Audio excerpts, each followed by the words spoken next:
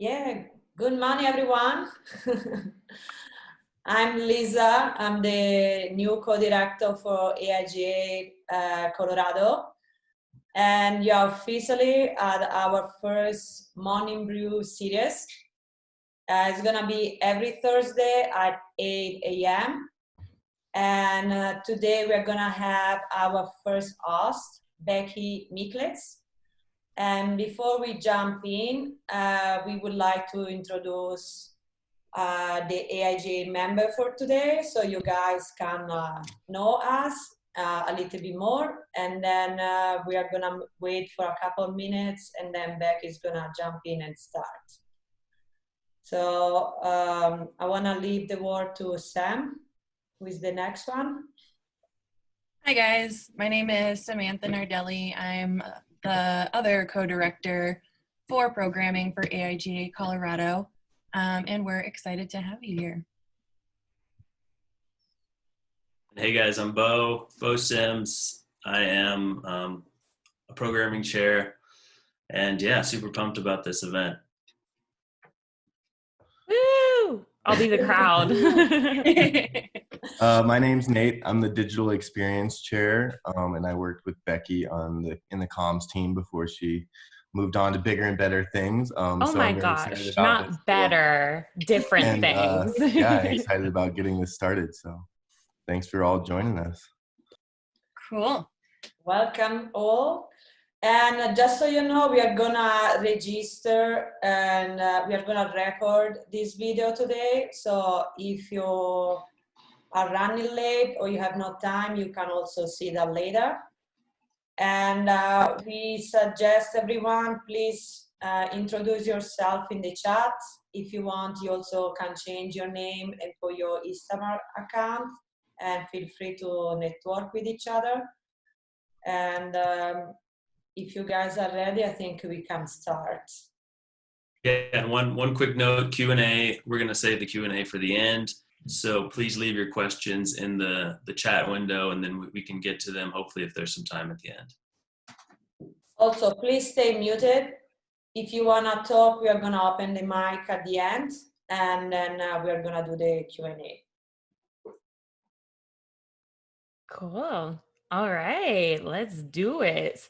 Good morning, everybody. So you're a part of the FUDGE Beginner's Guide to Navigating Mental Health in This Noisy World. You were talking before everybody started to get on that it's kind of nice this morning, that it's very zen with the snow. For those of us who are in Denver, Colorado, don't worry, we have snow today because we're keeping everyone on our toes.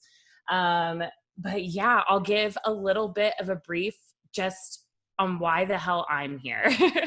Because my background is graphic design and brand strategy. So I started my business, Remickz Marketing, about 9 years ago. And a big spoiler to start off is that when you sign up for your LLC, your sole proprietorship, whatever it may be, they don't give you a care package. They aren't like, oh, thank you so much for starting this business. We want to make sure you take care of yourself. Here's an edible arrangement. They don't do that. So I realized very quickly into having my own business while working other jobs and with other people too, that if I was going to take care of my mental health, that was all on me. Nobody else was going to hold my hand throughout that process. And especially going from a world where we're used to schooling, we're used to a schedule, we're used to having people around us. Again, that was something I was not prepared for, and nothing I ever learned at a job or an internship of any sort. So when I would say at my lowest with my own mental health, luckily I found out before, it got too severe, but I was dealing with crippling anxiety. I was bedridden. I was coping with alcohol. Every unhealthy thing under the sun, I felt in my world I was running to, instead of just sitting alone with my thoughts. Already I hear a snowplow. So we might hear some of that throughout this talk too, I just realized. But we're all human, right? No one's perfect. So anyway, during this time though, of being really busy with all these jobs and in a city, at the time I was also in Los Angeles, which is extra noisy.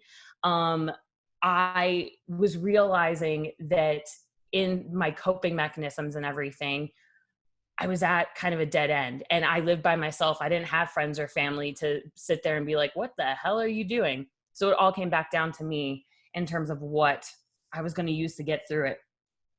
And that's why for me, so I got certified in mental health first aid this past December. And part of that was to, yes, help other people kind of learn about their journey and be a voice of reason that I know I didn't have. And also it kind of continued my own mental health journey. You know, I'm at the place now where I feel comfortable with it. I know what triggers me. I know what works for me. And I guess if anything you take away today, it's to remember that this is all an individual journey. You don't want to be on Instagram comparing yourself to Karen, who's doing her yoga class every day, drinking her green juice, which good on her. If that works for her, awesome. But that's not everybody. And it's such an individualized system that you can customize. And today I'll kind of go through some tips, tricks.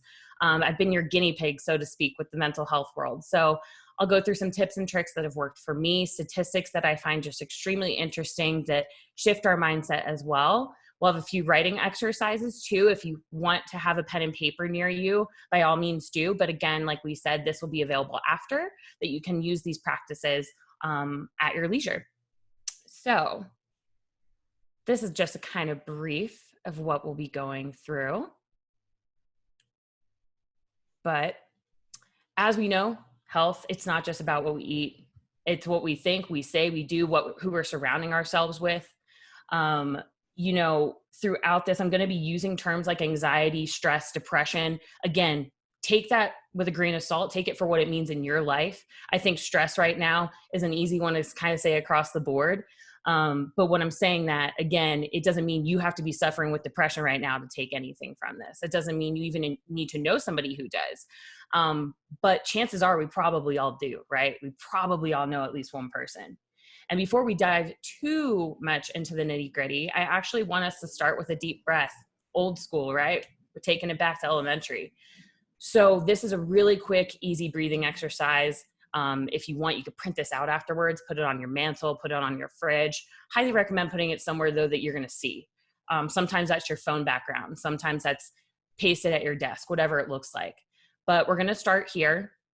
So if you're sitting, cool, get comfortable. I said earlier how I'm sure everyone's in their at-home chic kind of sweats that we have going on today. So whatever is comfortable for you right now. We're going to take an inhale for 5 seconds. So let's go.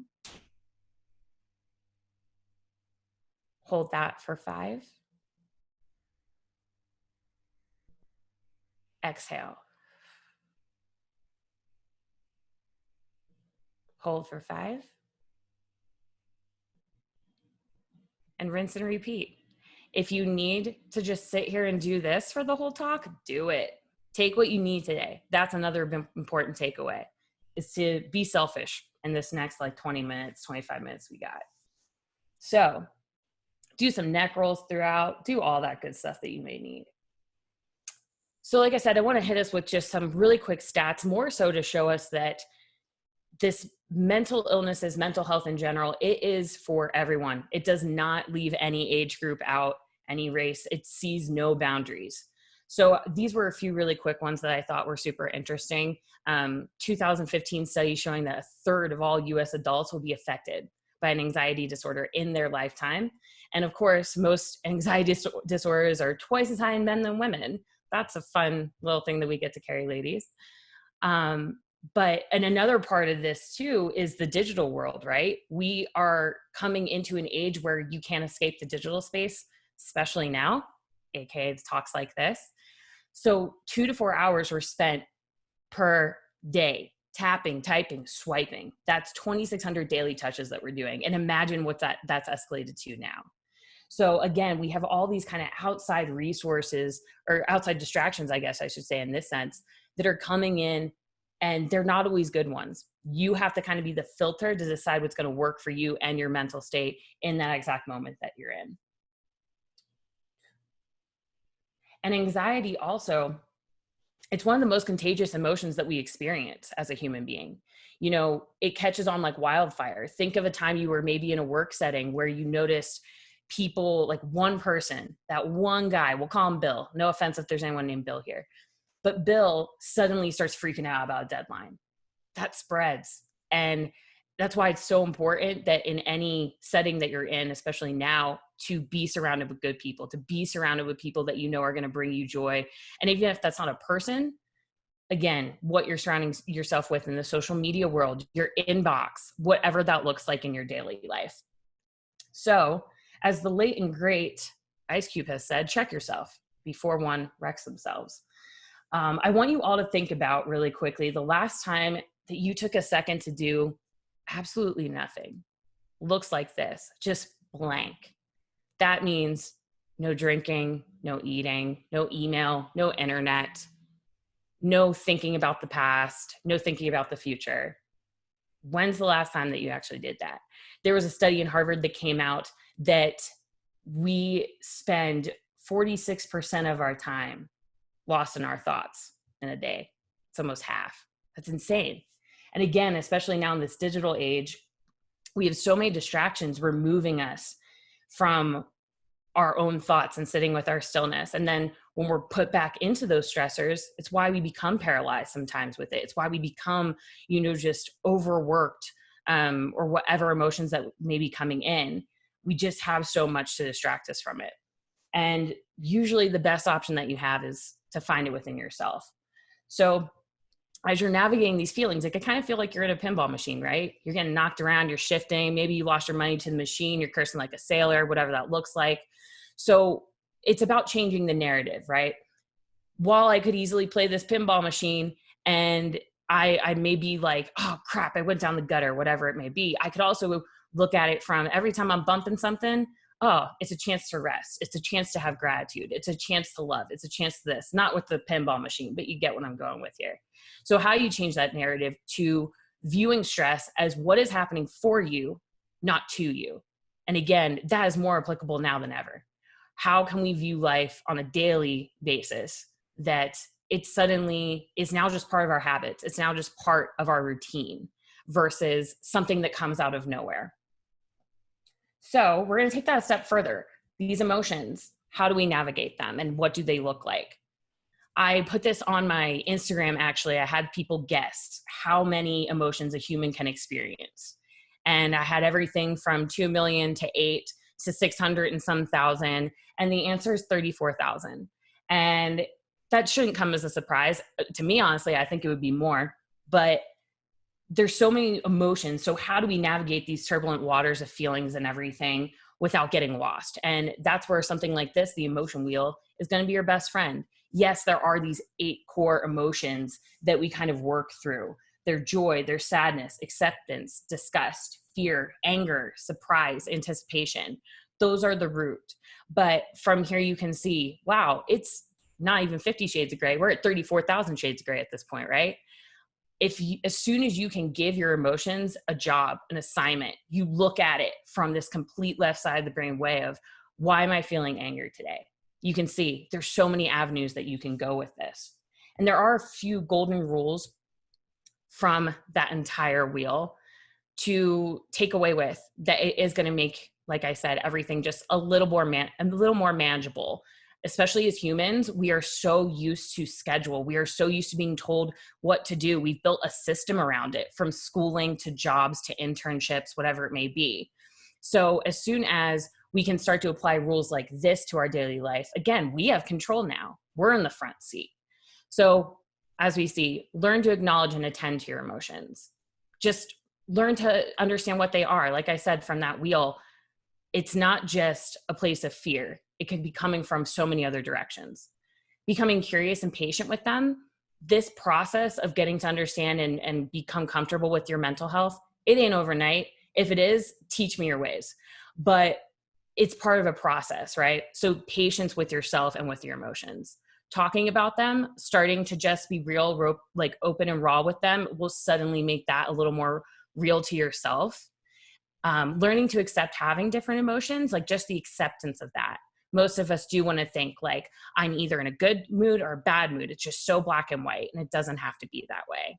And then changing your emotions with other emotions. So using your own internal toolkit, essentially, to get through the emotions in your anxiety versus pushing against that water, right? So we're going to come up on our first writing exercise, actually. Again, this is all about awareness. It's all about mindfulness of why am I feeling something and why. I think if anything, the biggest piece of advice I've learned even for myself is to understand my triggers more than anything else, because I can't control life. I can't control what stress I may have come in through a client or whatever that looks like, but I can control how I see them and just taking that second to stop. So quick questions you can ask yourself. What am I feeling? What's causing this feeling? How does my body signal to me that this emotion's occurring? Is it your heart racing? Are you breathing heavy? For me this morning, I was like, is it hot in here? Like, I'm a little overwhelmed by just getting ready for this talk. So I jumped on my trampoline for like 5 minutes. And then that's part of the process too, is figuring out what works for you from it. Setting those boundaries, for example, too. Is that unfollowing some Instagram accounts or social media accounts that don't serve you, don't bring you joy? Is it saying no to a project at work that you just can't get through or know that it's not your best? Figure out what those boundaries look like for you. So the writing exercise, as simple as, I don't like when blank, that means I need to blank. So the example I like to give is, I don't like when I'm alone while I'm sad or grieving. So that means that I need community. I need to find community. And the sooner we can identify the cause, the sooner we can avoid difficulties in the future, like burnout. So burnout's a big one, especially in this culture we've created where we are always on, we are always going. I'm sure a lot of us are feeling that right now. I know I am with Instagram, like everyone's coming live, which is so cool. But at the same time, it's overwhelming. You can be overwhelmed with good too. And according to the International Classification of Diseases Handbook, burnout is described as a syndrome conceptualized as resulting from chronic workspace stress that has not been successfully managed, which I thought was such an interesting way of them putting this. Not successfully managed. So that gives the inkling that it is manageable. It is in fact something that you can control again. We're constantly stimulated, like I said, and the burnout has such similar symptoms as depression. That's including concentration issues, memory issues, sleeping issues, exhausted feeling. So how do we start to even distinguish that? Where we're going from a place of, am I facing burnout right now? Am I just tired? Do I just need coffee? Which most of us do mask it with coffee. What does it look like for me in my daily life that suddenly it's now my new norm to be exhausted? That's not how we're supposed to be living. So a January 2020 survey that was put out to more than 7,500 full-time employees about burnout. Out of those 7,500, 23% of those workers said they felt burned out more often than not. And an additional 44% reported feeling burned out sometimes. So to put that into context, nearly 2/3 of full-time workers on a day were dealing with this daily at some point during work. But if we can suddenly, again, give these feelings of whatever we're having a job, it's going to make these things more manageable for us. So developing a new schedule. Now is a better time than any. You think, approach your life that every single day is like a New Year's resolution, where you're like, when that ball drops, I'm going to do this. Sorry if that was very loud when I snapped in the mic. I just realized. But yeah, if you treat every day like it's this fresh start, it's this exciting thing. Again, suddenly like, you have more control than you realize. So this is a quick little schedule I put together. Again, especially in a time like this, you don't have to have a constant running to-do list of 50 things. In fact, it's quite the opposite. We've seen more success by taking on one task a day and then working our way up from there. But now what if we take those tasks and we give them emotion, we give them feeling, we give them more of a higher meaning that it's going to apply to things that are just human nature in us. So that's things like gratitude, compassion, forgiveness, celebration, especially in a time like now. Community is huge. As soon as we're pursuing these ways to make our life just a little bit easier, again, we're giving meaning to things. We're giving it a job and we're saying, no, you don't control me, I control you. And as always, don't forget to breathe. So a few things that you can do today. A little bit more detail. And, again, this is going to look different for everyone. I'm kind of bummed we're not in person, because normally I would give everyone a little mini Play-Doh to play with during this as their stress ball. But I also wanted to make sure that you understood that you don't need to be rolling in a ton of dough to take care of your mental health. We are given through the media a lot of, you need to go on a silent retreat in Bali and then you're going to find your mental health. You need to drink green juice every day, whatever that like they're putting into your brain. Again, no, get rid of all of it. Leave it at the door. It can be such simple things. And so for me with my tips and tricks, and there's actually a full resource list for you guys at the very end of this. I try and find things that are either free or pretty damn close to it. And again, a lot of that is like the simplest things that we forget about. And also part of this is just taking what you need. Like I started this talk off with, if you want to not listen to this now and you're like, all right, let's hear what this girl has to blab about later. I'm not in the mood and I just want to sit here and do my yoga, or I want to sit here and do this breathing exercise for the next half hour. Cool. I hope that you did that. But taking what you need is also a first step in just acknowledging, right? Not acknowledging those feelings. And this brings us into another place. So we're having to more than ever make our mental space mix with our workspace as we're working from home. You've probably seen lists like this floating around, so I won't spend too much time on it. But at the end of the day, it comes down to boundary setting and it comes down to discipline, right? Today was the first day I put jeans on. I can't even lie. I said that to them in the beginning. That's a sense of discipline for me. And it's really like related to my mental space I'm realizing during this quarantine. Socialization too. You know, since we just aren't getting our normal things like we normally would, it's important to figuring out what those things are first and foremost. If you're realizing, ooh, I'm feeling a little anxious, I know that I need to talk to somebody, I need to like interact with somebody. Obviously we have some more boundaries set now, but again, in your normal daily life too, once we're out on the other side of all of this, it's still something you're going to have to deal with. So for the time being, something that's really helped me with socialization, for example, is listening to podcasts, listening to talks like this. Suddenly I feel like I'm in a room with a person versus maybe playing that same sad Sam Smith album over and over again, which I love Sam Smith, no hate. But it's, you know, if you're putting yourself in a cycle that you're noticing isn't bettering you, like, yes, feel the feelings, take those emotions for what they are, but then also giving, again, like a new sense of control over it too. Again, with boundaries, making sure you're separating your mental health workspace from your actual work workspace. It's very easy for us to just sit and be comfy and work from our bed all day or our sofa. But if we can take that first step into positivity within ourselves, it's going to help you in the long run. So how can you take control? How can you make it work for you? Especially in the digital sense, you know, we have things like social media right in front of us constantly, or the media, the news, our email. Even if you aren't on things like Facebook, you know, you have your email popping up. What is that filling? Like, what's that being filled with? I thought this was a great study, or interesting study, that college students who cut Facebook out for a week experienced 17% reduction in depressive symptoms and regained 13 hours of their time. And then they engaged in healthier activities. Again, that's not me sitting here telling you don't binge Netflix, don't do this. If that works for you, awesome. But make sure that you can acknowledge a separation. Make sure that you can acknowledge that if suddenly tomorrow Netflix is like, we're done, are you going to be okay? Are you going to have other things to turn to? That's really what it comes down to more than anything else. And I did put together a quick little list of, just in the tech world, especially, of things that you can work on. For me, for example, I noticed a trigger that I would have is when my phone is going off too much, when it's buzzing too much, when it's dinging too much, my anxiety slowly raises. I feel it. So I started to do where I have my phone on do not disturb during the workday. And then I turn it back on at 5 o'clock. That's when I get to be social. This also comes from the discipline of being a business owner too. So I'm sure a lot of you can relate in that sense. But these are a few quick ones. So turning off notifications from everything except people.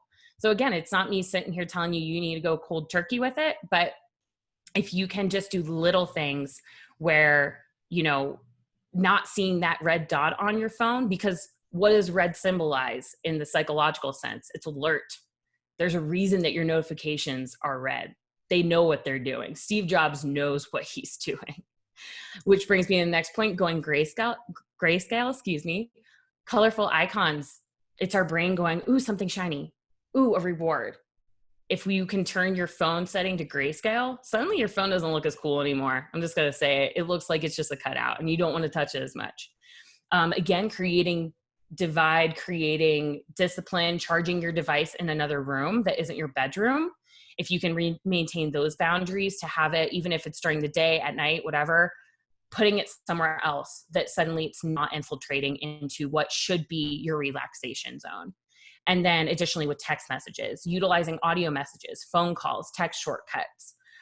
It's suddenly we're able to give that real human emotion again that we would normally have in a face-to-face conversation. Think of how many times you've misread a text message and suddenly you get upset about something and there was no reason to because you read it wrong. It's little things like that. So this process that you're going through, it's not rainbows and butterflies. It really isn't. Sometimes gifts, like I said, they are wrapped in shit. Sorry if there's any children in the room. I'm actually not cursing a lot today, which is a huge thing for me. But like I said, sometimes they're wrapped in that crap, but it's still a gift. It's still something that you're going through, right? It's a process. And I know that we have like a short amount of time today, but there is like a little baby checklist that we can kind of go through. 5 minutes. If you have nothing but 5 minutes today, this is something that you can do. Again, print it out, put it on your fridge, put it at your bathroom mirror that you look at it every single morning. Put it on your mantle. I would be honored to have my stuff on your mantle. And these are just, again, basic human nature things. Am I getting enough sleep? Start tracking your sleep even. Tracking your water too. Those are two huge ones. And then if you're tracking water, sleep, your fresh air intake, your social media intake, and then your human connection, if you're tracking all of those mixed with this newfound awareness and mixed with tracking your triggers, things are going to start to add up. You're going to start to see, that day I was feeling really irritable. Oh, I got 3 hours of sleep. That could have something to do with it. But, I spent 5 hours on social media, like consecutively. Maybe that has something to do with it too. Again, we suddenly start to just give things a little bit more understanding and meaning. So, another quick little writing exercise. Often when it comes to goal setting, we look at it in the long term. It's like, when's the last time somebody asked you, like, where do you see yourself in 5 years? I remember when I was a kid and I was 11 years old, I had to write a paper about where I was going to be in 10 years. And I'm like, I don't even know who I'm sitting with at lunch today. I still don't. I still don't know that answer. But if we can break it down where it's not this overwhelming sense of, oh my God, where do I have to be and what do I have to be doing? And we have all these outside things telling us, especially now, do more, be better. What if instead you focus on writing a note to yourself right now? And then in a week, you read it back. Would that have changed? Would your dialogue have changed with yourself? Just like they say that you should talk to yourself like you would a best friend. Same sort of note here. Really, snow truck going through right when I'm saying something sentimental. It's a shame. But like I said, it reminds us to kind of change. It reminds us that change takes time. It takes commitment. It takes practice. It takes empathy with yourself and a good damn attitude. Let's be real. You gotta have a good attitude about this. So don't let this practice overwhelm you. Instead, just take it in baby steps. And if that looks like even just today, you writing this note to yourself, that's a step. It's still a step. At the beginning, what I said was do what works for you, no matter how simple or how complex that looks. Then make it a habit. Really, at the end of the day, we're pulling this into our normal everyday dialogue. And practice it. Practice. If that's 10 minutes, simply start there. And of course, if you need me, my door is always open. I'll provide my contact information here at the end. And like I said, here's some of the good stuff. So I have a few different resources for you. It's broken down into apps, books, podcasts, and then a bunch of other stuff. I try and tie things in here as well for those of us who may have children. Medi Teddy, the little guy that I've noted here at the end. Oh my God, it's the cutest little yoga bear you'll ever see. And there's also a lot of cursing, I just realized, in a lot of my references, but that's on brand for me. So I apologize if it offends anybody. And something like I said as well is that I try and focus this to be more from a place of availability and that anyone can access. So I even put a note here, the Wake Up app, for example, which is a great meditative app. If you truly can't afford it, you can write to them and they'll give you a free account. Or if you can afford it, you can give it as a gift to somebody too, which is also really, really awesome. But again, this will kind of be available to you once you do a quick download. And then these are just some graphics I made. Again, I just want to get on your guys' fridge. That's my goal at the end of the day. But no, little reminders. You know, we started with Ice Cube and we're ending with Mother Teresa in terms of the range that we're going with this mental health. But again, if you can have these daily reminders for you in whatever way, shape, or form that looks, I highly encourage it. And here's my contact info. If anybody wants to reach out to me, I'm more than happy to talk about mental health in the branding perspective. I do that as well in terms of designer brain and creative brain. And then, yeah, you can follow me on social media. I post kind of a mix of everything. I pull in my design work if you want to look at something pretty that day, but I also kind of get real and raw in there too.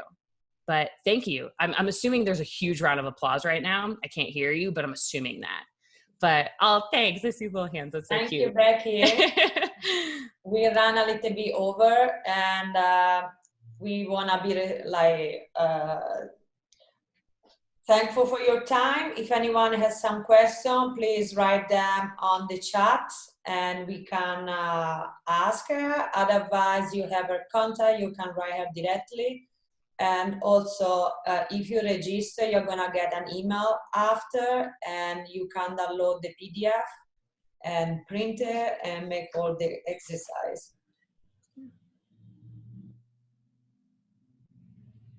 You can hit me with the tough questions too. That's cool. I ain't scared. Thank you so much, Becky. Huh?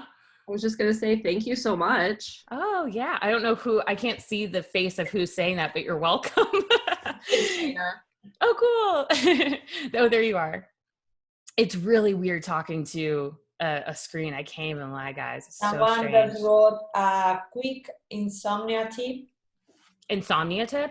Yes. Part of that is definitely, it's a mix of things. So, and I actually, in one of my in-person mental health talks, there's this really amazing guy who studies sleep, and I'm more than happy to give you his contact information if you want to email me, because he's a lawyer and he noticed, hey, lawyers don't get good sleep. So he started studying it and now he does talks on it. Having that separation with your cellular device or any sort of technology, you know, giving yourself a nighttime routine, holy crap. If that's turning your phone off or putting it on airplane mode at 8 o'clock for an hour even, huge. I'm an insomniac too, so I'm kind of slowly learning, especially in this new kind of lifestyle we have, what works. But I notice separating myself from my phone is huge. The buzzing, not having those dings, all of that good stuff. Also, not having too much caffeine. I know that sounds like duh, like I'm not going to drink coffee at night, but some of us like really kind of feel fueled by that. And again, it's like a comfort. A buddy of mine who used to be based here in Denver, he's now moved somewhere tropical, and I'm very jealous of him. He has a company called Mellow Rooster, and they're actually a tea blend company that is very similar to coffee. So if you do realize, hey, I really want coffee, but you don't want the downside of it, that's a great alternative as well. And then, yeah, just tracking it too. Noticing, like, if you feel your brain's racing at the end of the day, writing it down. The power of writing in itself, that's why I include some of those exercises, is pretty incredible. But, and if not, you know, I'm like trying to think of other things that I myself have done, reaching out to friends too, and finding out what works for them, because I guarantee you're not alone in being insomniac. Thank you, Becky. I think for today we can finish here, and then I wanna thank everyone to be part of our Morning Brew, and check our website. We are gonna post the next one in the next few days. And also, if you have time, we have another event tomorrow, 4 to 5 p.m. Can we train for change with Federica Cascia, which is a senior strategy for Samsung New York. We also are gonna have double trouble event with AIGA Boulder on April 20th. And then for students, we are gonna have a virtual portfolio review with Colorado Spring on May 9th. And I just wanna say thank you again and everyone, and we'll see you next Thursday. Thank you, everyone. Enjoy your day. Bye.